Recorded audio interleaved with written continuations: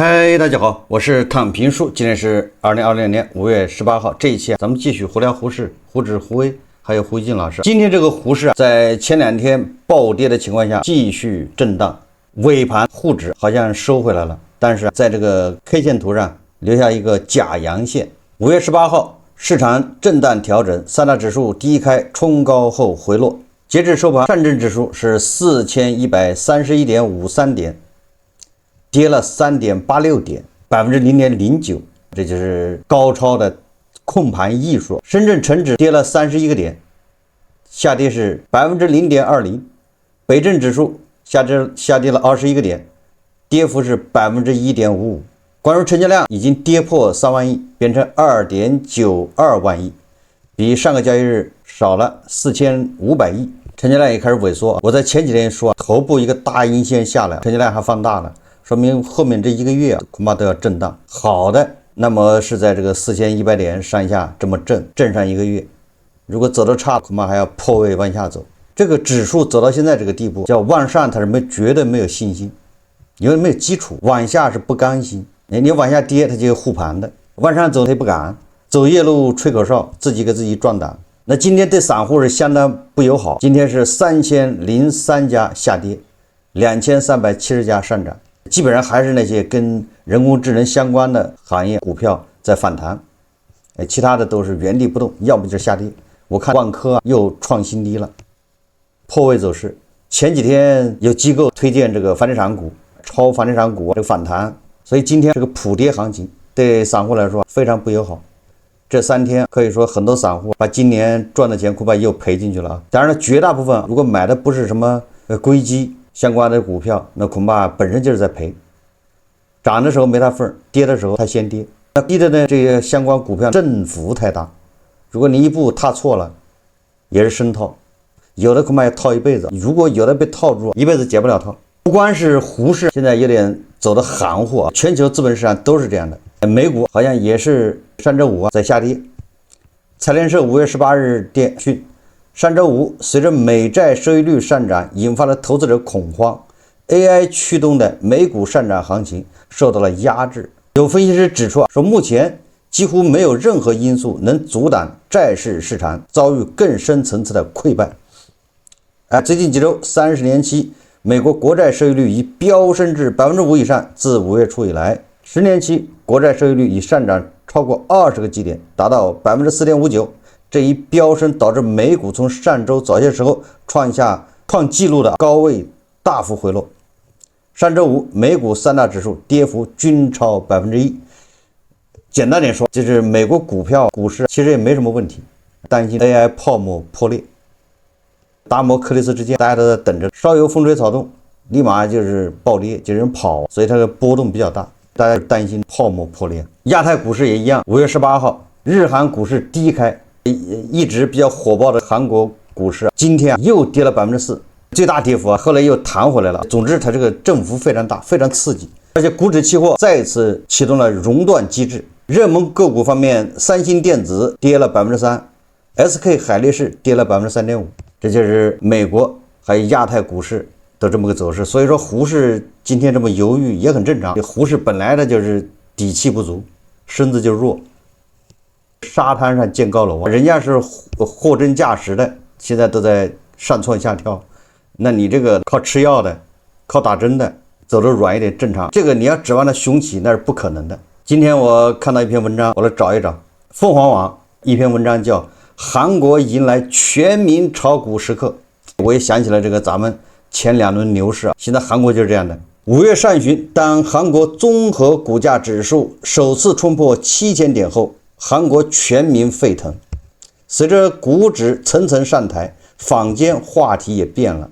過去韓國人見面問孩子、房子、身體，現在多了一句：“你買了什麼股？”你看，就這一切都讓我想起了10幾年前咱們瘋狂的牛市。普通家庭裡，父母一代盯着造船、軍工和能源股，這是他們熟悉的製造業領域；子女一代則更多追蹤 ETF， 盯上的是全球市場和長期配置。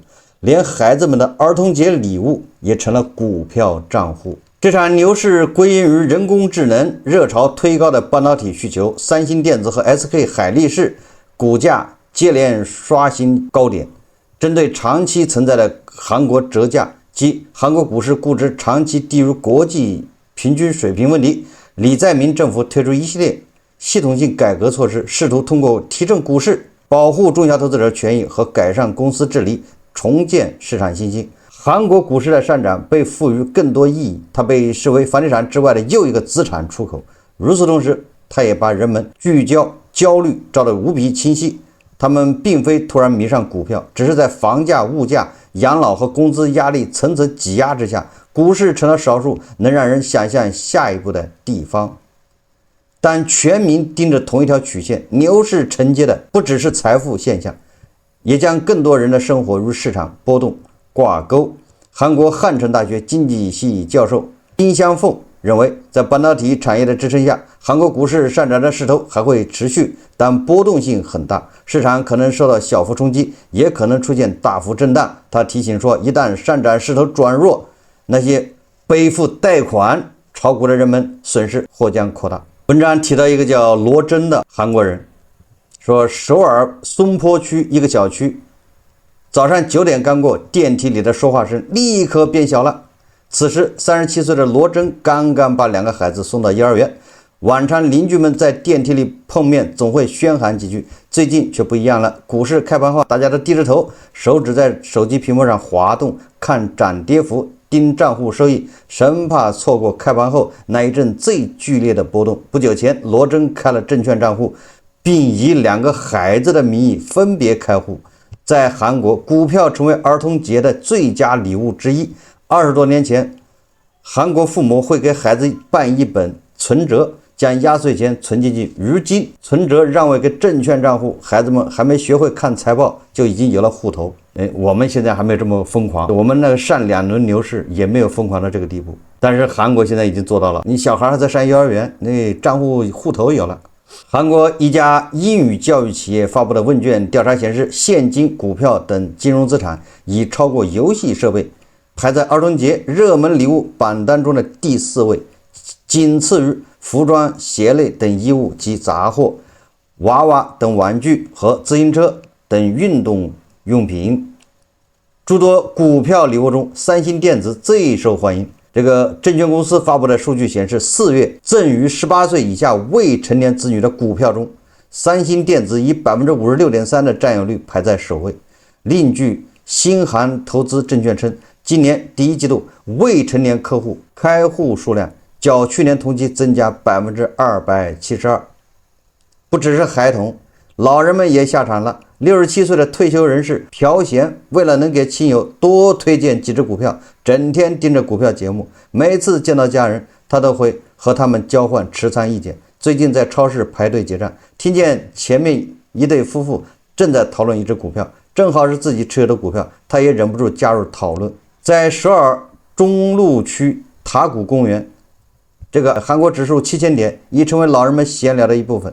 最近多虧這2隻股票，收益率不錯，大家三三兩兩坐在一起熱聊股市，老頭老太太們在一起也已經開始不跳廣場舞了，開始聊股票，這個也不錯。對於收入有限的老人來說，股票既是消遣，也是補充現金流的希望。可以說，股市改變了韓國人的一天。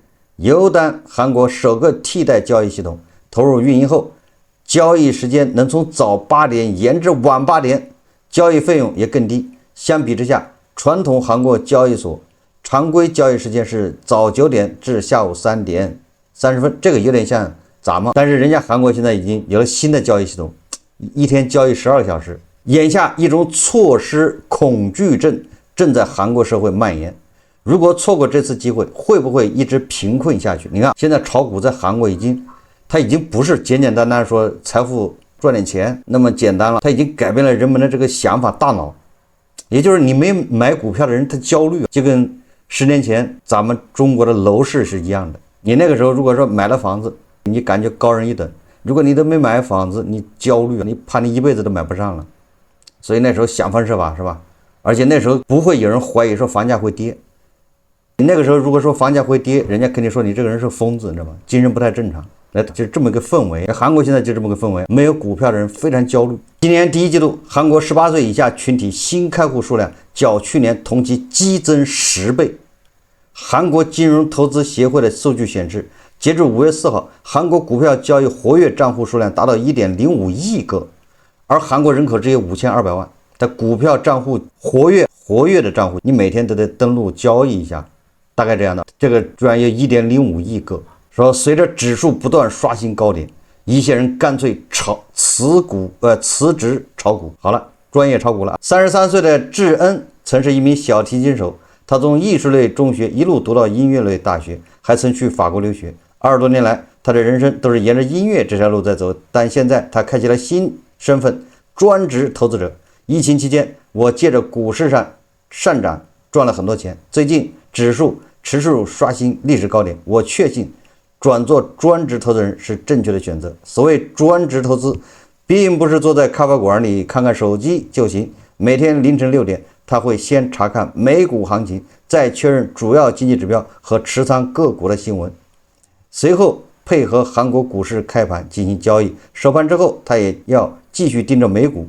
這跟胡錫進老師一樣，胡錫進老師白天先是晚上瘋狂學習特朗普的這個講話精神，完了之後夜裡就盯着美股，盯完美股之後，第二天盯日本和韓國的走勢，完了之後他对全天股市的走勢他就有了一個預期。白天盯胡適，盯完胡適又開始研究和學習特朗普最新講話精神，發了什麼帖子，接受了什麼樣的採訪，說了哪些話，周而復始。在這個整體偏樂觀的氣氛裡面，也改變了韓國人的想法。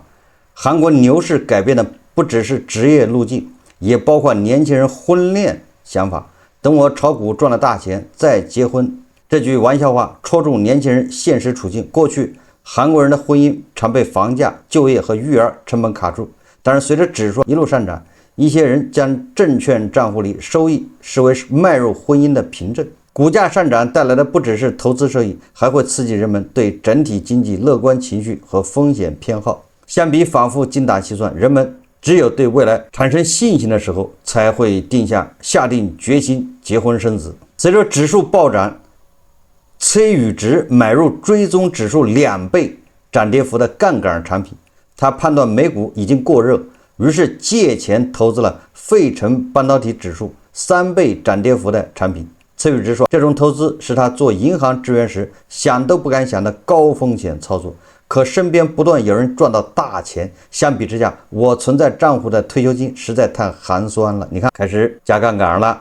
截至今年3月底，韓國60歲以上的群體信用融資額達到了8萬億韓元，比1年前增加超過4萬億韓元。這就是退休的人啊，融資加槓桿炒股，真的很瘋狂了。是所有年齡段中增幅最大的群體，其中50多歲群體融資額最高，達到約8.97萬億韓元。股市的吸引力也出現在軍營。4月7號，這個韓國的某個空軍部隊100多名官兵坐在台下，聽了一堂關於貸款、利率、信用記錄和投資風險的課。一些官兵通過放貸公司貸款，再把錢投進股市或其他高風險資產，引發爭議。韓國金融監督院今年3月發布一份調查顯示，截至2025年年底，這個個人信用貸款餘額2.7萬億韓元中，軍隊官兵借款餘額達到444億韓元，其中1半以上是現役士兵。很多官兵看到網上叫忠誠貸款、兵長貸款等廣告被吸引過去，貸款額度在1000萬至1500萬韓元之間，年利率高達17.9%至20%，接近法定最高利率。你看互聯網貸款，這小貸公司不管咱們這兒，韓國也一樣，而且人家專門去割這個當兵的。剛步入社會的軍人，在沒有明確資金運用計劃的情況下，受到高利貸誘惑，可能會在退伍後給個人信用留下致命污點。隨着薪資上漲，士兵也需要具備一定的金融知識。好了，他鳳凰網的這篇文章非常長，我們就不介紹完了，只介紹韓國現在已經進入全民炒股、全民瘋狂、全民加槓桿的這麼一個過程。那我不知道這種瘋狂能持續到什麼時候呢？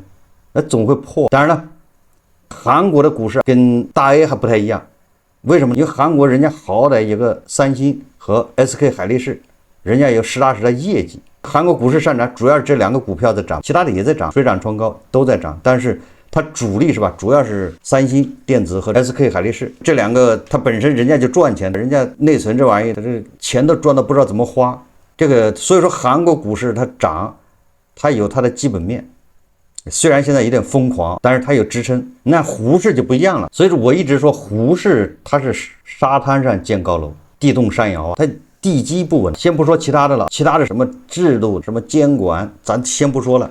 就說胡市這5400家上市公司，你看都是些什麼貨色？有三星電子或者叫什麼 SK 海力士這樣的企業嗎？它沒有。咱們有茅台。當然話也說回來，好像馬上一個叫長鑫存儲要上市，也有點接近三星電子了，就這個意思。它也是做存儲、做半導體什麼之類的。就是說去年利潤也非常驚人。媒体報道，去年長鑫存儲就賺了1000億，利潤輕輕鬆鬆超過茅台。如果這個是真實的，那這個公司一上市，恐怕就受到追捧。這個像這種公司啊，實打實的能賺錢，而且也是符合當前的這種叫什麼硬科技、高科技是吧？什麼人工智能、AI， 關鍵是它能賺錢，它是實打實利潤，這個還好一點是吧？有這個支撐，你還能把邏輯說通。但是很遺憾，長鑫它還沒上市啊，雖然馬上就上了，就說要開了綠燈。目前胡市就沒有三星電子、SK 海力士這樣的企業，你說跟着後面瞎叫呼啥？你這個漲，所以沒底氣。所以胡市現在怎麼指數牛市？那大家還是穩坐钓魚台，所以大家該存款存款。這個理髮店的托尼老師該理髮理髮，賣菜的大媽該賣菜賣菜，对吧？沒有人去討論這個什麼牛市。有人通過咱們的萬德數據，把5400家上市公司的財報，2025年財報給綜合了一下，經過這個統計得出個結論。我在上個節目也介紹了，咱們5400家上市公司整個的利潤，2025年盈利2.55萬億，比2024年下降2%，比2023年也下降。也就是說，咱们5400家上市公司整個的盈利連續3年在下降，是一直在下降的。那你下降，你怎麼指數還在走牛？不管怎麼說是吧，它是說不通。這是第一個。但是有人說，那過去是低估了，那你要這麼說也沒辦法。關鍵是5400家上市公司裡面，1458家是虧損，這個虧損企業比2024年還多了100家，也就說明上市公司啊是咱們各個行業的頭部，那至少是相當不錯的。你都在虧損，你的盈利能力都难，虧損的家数还增加，那些非上市的不就更慘嗎？你上市企業還有融資，還有這種便利的融資條件，你有規範的管理，你是頭部，你還有光環，你都混不下去，那你說其他的沒上市的企業不混得更慘嗎？所以這也凸顯出咱們經濟形勢不太好。上市公司就相当于你把全國的優秀尖子生扒到一個學校去了。結果這個學校的考試成績還不好，那你說明什麼問題啊？這是第一個，1450家在虧損，而佔胡市的27%，也小1/3的，就是30%，這個企業是虧損的。但是這個數在日本的資本市場，人家虧損企業只佔2%，也就是大部分都是賺錢的，只是賺多賺少。你都虧損了，好意思在資本市場待着？為什麼胡市在資本市場虧損比例這麼多呢？這個細思恐極。你在日韓這樣的企業，或者是在美西方，你虧個2年，什麼你再虧你就幹不下去了，你可能最後就是變成仙股或者退了。但是胡市不一樣，胡市這個企業明明他幹不下去，他虧個2年3年之後，他通過做假賬，他盈利再虧個2年，他又盈利個2年，再虧個2年，虧2年再盈利2年，很多企業都這麼幹，所以導致你在某一年統計的時候，那虧損企業就特別多，每年都這樣。同一家企業這2年虧，下2年他就不虧了，再過2年他又虧。每個企業都這麼幹，那你想想，所以總有30%的企業在虧損，不是說明經濟形勢不好，就說明他們在做假賬，就這麼簡單。要麼就說明經濟形勢不好，要麼就說明他們在做假賬。你這樣的資本市場，你怎麼能跟美西方和日韓的去比？你的身體不行，你相當於剛從這個 ICU 病房出來，你也要去蹦迪，你也要去跑馬拉松，那吃藥打針都不行，那是玩命，对不对？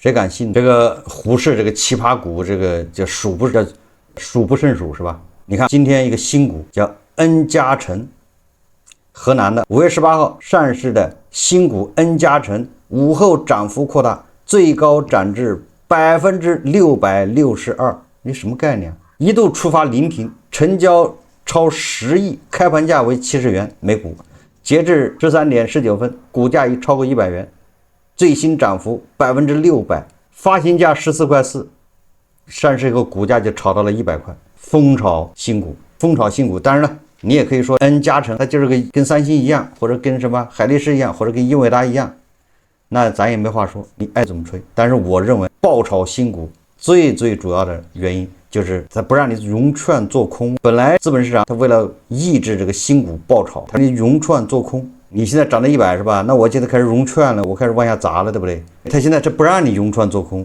他只有漲一條路，這一漲啊，就害死好多人。很多散戶一看還要漲，這樣子看能漲到1000，他就衝進去，一套套一輩子，別想解套。這個新股一發行，因為他沒有拋的籌碼，籌碼都是集中在少數人手上，他當然要拉到100塊，拉到200塊，只要你拉到極限。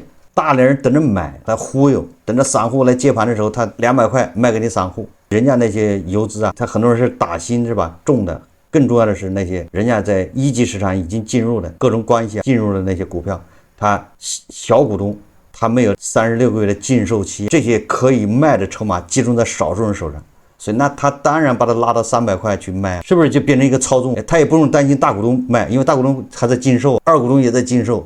大量籌碼是鎖死36個月的，所以少量籌碼在少數人手上，他們一定會拉到漲個幾十倍往下拋。這就是新股為什麼要暴漲。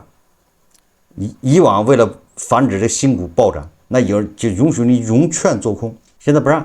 我們再看，咱們有一隻明星股叫巨力所居，這個我們以前說過，跟一個明星演員是吧，跟一個楊紫有關係，也不知道是什麼關係，咱也不在乎這個，咱只說這麼一家上市公司。我記得我報道過聊過，這公司好像上市這麼多年，一共才賺多少錢？賺1個多億還2個多億？總之，大股東套現，得套了幾十億。也就是大股東，如果這個公司不上市，就這麼一直也這麼幹，大股東通過這公司賺錢，那不可能賺，他頂多就賺3個億。但是人家在這個神奇的資本市場一上市之後，人家公司還是這個公司還這麼幹，但是大股東賺了多少？賺了幾十億，賺完這個公司還被他控制，還是他的。你說這叫胡適的資本市場？咱們的資本市場就這樣的。你不服是不行的。那這次為什麼犯事？它是5月15號晚間，巨力所居公告，收到中國證監會下發的立案告知書，因公司涉嫌信息披露誤導性程序違法違規，中國證監會決定對公司立案。這次為什麼立案？他前面那些減持的都是合理合法的，利用這個規則漏洞，人家大股東已經在這個資本市場賺的是盆滿缽滿。他拿走的都是誰的錢？都不是這些韭菜的，把這些拿着自己身體8小時換的那個窩囊費，完了想暴富拿進去，給人家這些大股東拿走了。他在這做着發財夢，在這做夢以後怎麼着財富自由，不用上班了，這職業炒股都是這些人的錢被人家割走了。那這次給他立案調查，最主要是因為不是前一陣子商業航天火嗎？這個公司是生產那種鋼索的鎖具，就是畫着繩子，各種各樣的繩子鋼索。結果它有一個產品，它子公司啊有個產品，好像是被人家哪個航空公司給用了多少營業額啊，只占它那個子公司的營業額的1%都不到，0.0幾，就完全可以忽略不計。結果他把有媒體就報道了，這巨力所居已經跟商業航天，這故事不就蹭上了嗎？公司闢謠的時候，他也不老老實實闢謠。他說真有這麼回事，叫誤導性陳述。你應該說全是有這麼回事，但是目前收入或者營業額只占我們0.1%，完全對業績对什麼不受影響。未來也只有這麼多，人家哪個商業航天要用多少鋼索幹啥？誰發射航天飛機那上面要捆多少根鋼索？所以說，但是他這麼一搞就忽悠了好多叫什麼所謂的金融消費者蜂擁而入，巨力所居好像就連着漲停吧。這次證監會看不過去了，立案調查。問題是像巨力所居這樣的公司有多少呢？這不全是這樣的嗎？所以我們要問的是什麼？問的是這些上市公司為什麼都這麼做？你監管部門到底是什麼意思？是嚴監管，還是說是罰酒三杯，還是養虎為患，養寇自重？為什麼罰了這麼多年，這樣的行為它不能杜絕？這是問題。所以問題還是出在監管上面，而不是出在這些上市公司。問題應該往上找，是監管出了問題。最後我們再看胡锡進老師，這胡锡进老師又對這個朗子啊突然重新評論朗子了。這大概有半個月，胡锡進老師已經不敢再評論朗子了。為什麼？他以前那一套理論，什麼朗子拿霍爾木茲海峽做武器，什麼不对称優勢，是吧？結果特朗普一來訪問，東大明確了反對霍爾木茲海峽武器化，反对在那收費，堅決不同意伊朗有核武器。胡锡進嚇出一陣冷汗了，他已經多次把屎盆子叼回來了，主人沒有出手，念及這個老奴啊，這個辛辛苦苦一輩子，也不忍心打他是吧？因為最主要是年紀大了跟不上形勢了，而且人年紀一大就特固執，所以你叼盤就叼盤，你老叼屎盆子回來。所以這一次他估計胡錫進老師嚇出一身冷汗，差點又挨大嘴巴子，沒有得到獎勵是吧？但是這次他又為什麼要聊，又是銀麻了？這次來聊不聊霍爾木茲海峽，也不聊核武器，聊銀麻了。怎麼銀麻了？這個朗子啊任命了一個對華事務特別代表卡利巴夫，咱們在節目說了，胡錫進老師認為這就是銀麻了。這次特朗普訪華時，雙方談了伊朗，美方表達了希望大國對和平進程發揮更大的影響的態度，美伊雙方都希望大國發揮作用，這很難得。特朗普剛走，伊朗就傳出卡利巴夫被任命為對華事務特別代表的消息。老胡認為這不光是時間點上的巧合，而是下周二普京還將訪問大國。普京訪問肯定首先是大國和俄之間的議程，但他的到來也將為大國俄羅斯圍繞伊朗問題共同商討促和止戰提供了一個機會。胡錫進老師呢，潛台詞就是一切都在大國的掌控之中，大國成了一個棋手，大概這意思。你想想，也就是銀麻了。胡錫進老師這個看法明顯是一廂情願。我覺得他又要叼屎盆子回來了，這回叼回來是個大號屎盆子。朗子任命卡利巴夫作為一個對華的什麼事務特別代表。我在上個節目已經分析過了，因為過去的合作中啊，大國跟朗子在經濟合作中各種刁難，所以大國不厭其煩就算了，强扭的瓜不甜。那朗子這次一看特朗普跟你們一聊，你們全部支持特朗普了，朗子嚇壞了，你趕緊就這麼個事，但是把大國往回拉一拉，我們還合作。以前遇到那些不公正的待遇的投訴的是投訴无门，那談好的合同都沒法執行，那是咱們不对。我現在搞個人來專門給你執行這事情，就這麼個事，你要吹啥？如果說大國重視這個事情，那麼你要看大國的反應，大國也成立一個小組，也成立一個特別事務代表，那就說明大國非常重視這個事情。實際上沒有，大國也清楚，你現在這個時候搞這麼個事情，即便你卡利巴夫手上把很多事情能協調落地，到時候你卡利巴夫一下或者怎麼着的，你這投資又打水漂，這不是扯淡嗎？到時候有糾紛你找誰去？你找西装呢？穿西裝不管事，你找那個卫队說，對吧？你跟军阀打交道是嗎？那不更扯不清了吗？所以说大國沒有什麼表示，做過生意的人都懂，你跟別的公司合作，你跟那公司的銷售部門談得特別好，但是他那個技術支持部門其他的部門都反對你東西送進去了，人家那其他部門都找各種理由說這個不合格，不符合我們的要求，什麼跟我們的原有的系統配合就是差呀，他总是給你找問題，你的東西就推不动。雖然跟銷售談好了一年要用你多少個，用你80萬個，這個合同上億，但是你落不了地，進不去。採購就是把它買了，買回去之後人家不用，說這玩意不行，達不到標準，影響了生產效率，那怎麼辦？那個公司突然成立一個部門，成立一個以常務副總經理牽頭的一個小組，專門落實你這個產品進去，說明什麼？說明那公司自己不行了，你知道吧？現在有求於你。我們最主要要看胡锡進老師寫了一個微博，這簡直是大家聽一听。胡锡進昨天發個微博說，北京下雨，我把車開到一個露天空處，坐在車裡看手機寫東西，讓雨沖刷車身，因為小區地下車庫的洗車店關了，周圍沒處洗，大商場下邊一般100幾十元一次，碰上就洗了，但不容易碰。不遠處有座檔次挺高的高樓，我時不時去他負一層吃某大廚，倒是有洗車店，但要300左右一次。他說具體不記得了，太貴了，也不知道雨水會把車搞得更髒還是能沖乾淨。大家自己評價一下胡錫進老師。胡錫進老師你看他去那某大廚吃拉麵，那股票漲了他也就加個雞蛋，股票沒漲那雞蛋他都不加了。牛市他就買了5件 polo 衫，一個在股市賺了錢的，完了之後有固定的退休金，工資還挺高，而且每年漲。他的自媒体收入肯定是，他還到處出席活動，人家也給他出場費，也就是他的收入絕對是在中國是1/1000，1万個人裡面他排这個1/1000的那種水平的。那這個絕對不是誇張。胡锡进老師就是退休了，他的收入是1/1000没毛病，万里挑一的。就这樣的人他都不消費，洗個車300塊他是肉疼，100他就能接受。所以有專家說什麼胡適上漲，這個大家賺到錢了，消費就上去了，這再次證明是吧？這就是一廂情願。我們的胡適走了20多個月的牛市，這個社零數據是在又創新低，你從胡锡进身上就能看出來。所以說，中國的專家不能信，信專家還不如信我的。好，這期節目我們就聊到這裡，感謝大家收看。如果喜歡我的節目，歡迎訂閱轉發，也可以在下方留言評論，謝謝大家。